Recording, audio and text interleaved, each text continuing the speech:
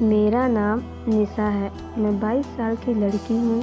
मैं नोएडा में रहती हूँ, पर मेरा घर जो है वह आगरा में है। मेरी मम्मी अभी किसी काम से आगरा गई थी, तो मैं और मेरे पापा दोनों नोएडा में ही थे। मेरे पापा को सैटरडे संडे की छुट्टी होती है, तो हम दोनों फ्राइडे रात को आगरा के लिए निकल पड़े थे, ताकि हम उधर से मम्मी को भी लेकर आ जाएं। नोएडा में हम लोग 6 बजे निकले थे। कार में मैं और मेरे पापा दोनों ही आगरा जा रहे थे। मेरे पापा की नज़र मेरे पर पहले से ही थी। वह हमेशा मेरे शरीर को निहारते रहते थे। जब मुझसे जवान हुई, तब से उनकी आंखें मेरे ऊपर हमेशा रही हैं। मेरी मम्मी को भी इसका कोई फ़र्क नहीं पड़ता।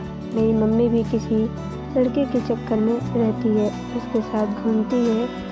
तो जब घर में एक कैरेक्टर लेस हो, तो फिर कोई क्या कर रहा है, अच्छा कर रहा है या गंदा कर रहा है, किसी को कोई कुछ समझ में नहीं पड़ता है, ना ही कुछ फ़र्क पड़ता है। मेरी मम्मी कभी मेरी सपोर्ट भी नहीं करती थी, क्योंकि वह खुद भी वैसी ही है।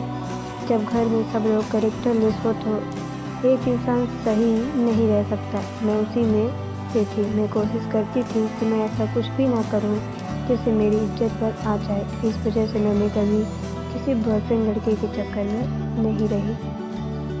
तो आपको समझ आ गया कि मेरा परिवार कैसा है। ऐसे में जब अकेला इंसान हो और उसके साथ एक लड़की हो, अंधेरी रात हो, हाईवे हो और हाईवे पर कोहरा हो, तो बातें और भी आसान हो जाती है। वही मेरे साथ भी हुआ। 7 बजे करीबन हम लोग यमुना एक्सप्रेस पर थे। 45 मिनट चलने के बाद आगे जाकर काफ़ी कोहरा हो गया, तो पापा बोले कोहरे ज़्यादा हो रहा है और हवा भी चल रही है, तो अगर थोड़ी देर यहाँ पे रुक जाएंगे तो हवा कोहरे को उड़ा ले जाएगी। इस वजह से उन्होंने अपनी कार को एक्सप्रेस के साइड में लगा दिया। हम दोनों ही कार में थे।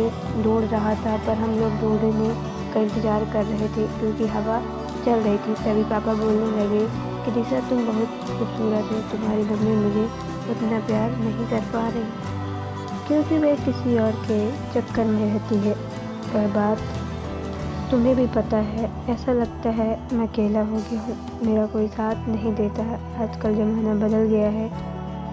रिश्ते तो किसी से भी बना लो, कोई फ़र्क नहीं पड़ता। तुम जवान हो गई हो। मुझे लगता है कि हम दोनों को एक दोस्त की तरह रहना चाहिए। मुझे पता है तुम्हें भी जेब खर्च की ज़्यादा ज़रूरत है, पर उतना तुम्हें नहीं हो पाता जितना होना चाहिए। तुम्हारे दोस्त ब्रांडेड जूते पहनते हैं, पर कई बार देखता हूँ कि तुम वैसे ही नहीं पहन पाती जो तुम्हें पहनना चाहिए। मुझे पता है तुम्हें अभी नौकरी करने में समय तो है।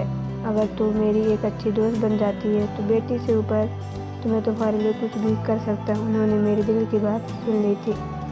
दोस्तों, वे सच बोल रहे थे। मुझे लगा ये था कि ठीक बोल रहे हैं। मैंने अपने पापा से पूछा, फिर मुझे क्या करना होगा? दोस्त तो आप हमेशा ही हैं, बचपन से ही हैं। आप कहते तो कि हम दोनों एक बाप बेटी एक दोस्त हैं। तो उन्होंने बोला कि बचपन के दोस्त और जवानी के दोस्त में अंतर होता है। तुम किसी मस्त हो, तुम्हारा कोई बॉयफ्रेंड भी नहीं है, तुम्हारा भी मन करता होगा और मेरा भी मन करता है, क्योंकि तुम्हारी मम्मी मेरे साथ नहीं रहती है और ऐसे भी तो साथ होने से नखरे करती है। तुम समझ तो रही हो ना मैं क्या बोल रहा हूँ? उन्होंने ऐसा कहा। मैं समझ चुकी थी कि वो मुझे फंसाना चाहते हैं। मुझे लगा कि घर की बात घर में रह जाए और मेरा काम भी बन जाए और मेरे पापा का काम बन जाए, तो इससे बढ़िया बात क्या है, क्या हो सकता है। मैं अपना सर झुकाया। पापा समझ गए कि मैं हाँ बोल रही हूँ।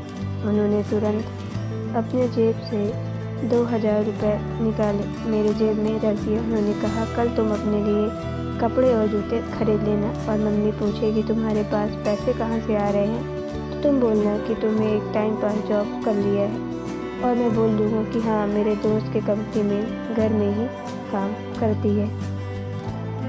उनका आइडिया सही था। मेरे चेहरे पर एक मुस्कुराहट आ गई थी। मुस्कुराहट आते ही वे मेरे करीब आकर मेरे सीट को खोल दिया और पापा ने मुझे अपना मना लिया और फिर गाड़ी स्टार्ट करके वहाँ से चल दिए। हम दोनों के बीच एक ऐसा रिश्ता बन गया जो परिवार से ऊपर का रिश्ता है। इस वजह से हम दोनों को सावधान रहना पड़ेगा ताकि ये बात मम्मी को पता नहीं चले। तो दोस्तों, ये स्टोरी आपको कैसी लगी कमेंट बॉक्स में ज़रूर बताएं।